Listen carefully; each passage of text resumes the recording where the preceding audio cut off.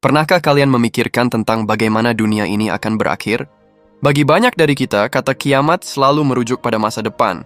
Sesuatu yang menakutkan, misterius, dan digambarkan dalam film-film fiksi ilmiah sebagai sebuah titik akhir yang mutlak. Kita takut pada hari esok, takut pada skenario terburuk yang mungkin menimpa peradaban kita. Tapi, bagaimana jika saya katakan bahwa ketakutan kita sebenarnya terlambat? Bagaimana jika kiamat yang kita takuti itu sebenarnya sudah pernah terjadi? Bahkan, bukan cuma sekali.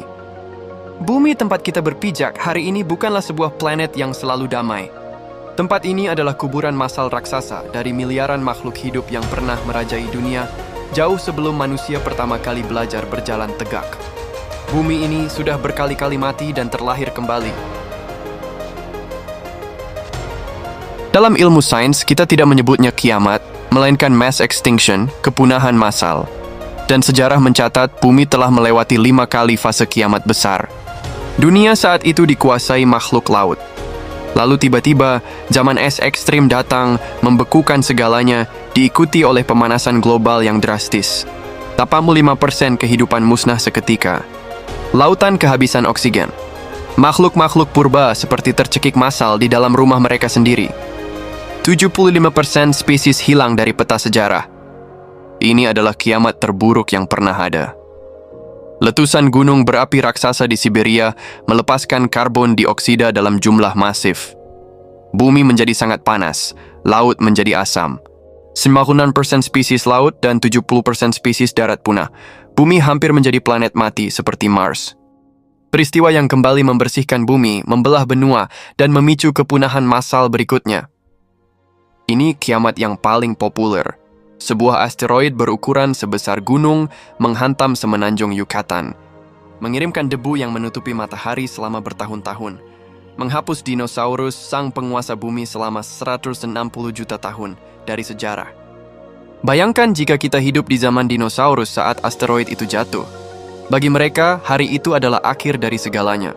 Langit runtuh, bumi terbakar, dan tidak ada hari esok. Itu adalah kiamat yang nyata bagi mereka.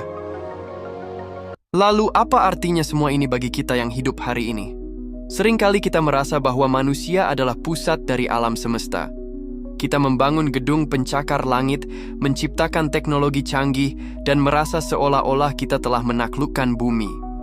Tapi sejarah bumi mengajarkan satu hal yang sangat dingin.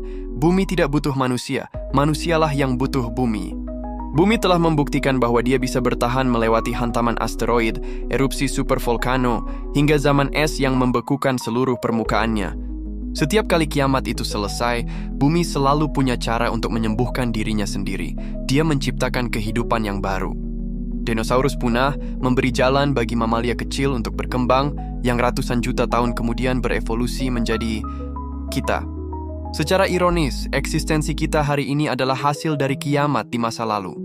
Kita adalah anak-anak yang lahir dari abu kehancuran purba. Saat kita merenungkan hal ini, ketakutan kita mungkin bergeser.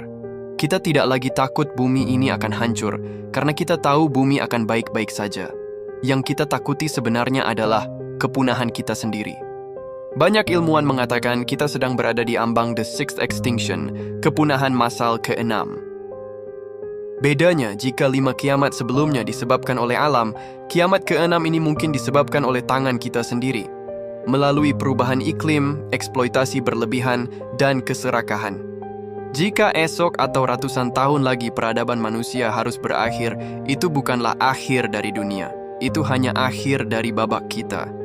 Bumi akan terus berputar, melahirkan spesies baru, dan melupakan bahwa pernah ada makhluk bernama manusia yang mengira mereka menguasai segalanya. Jadi sebelum hari itu tiba, mungkin yang bisa kita lakukan adalah belajar untuk lebih tahu diri, menghargai setiap detik di planet yang sudah berulang kali bangkit dari kematian ini. Saya RCN Space, terima kasih sudah menonton sampai habis. Sampai jumpa di ruang refleksi berikutnya.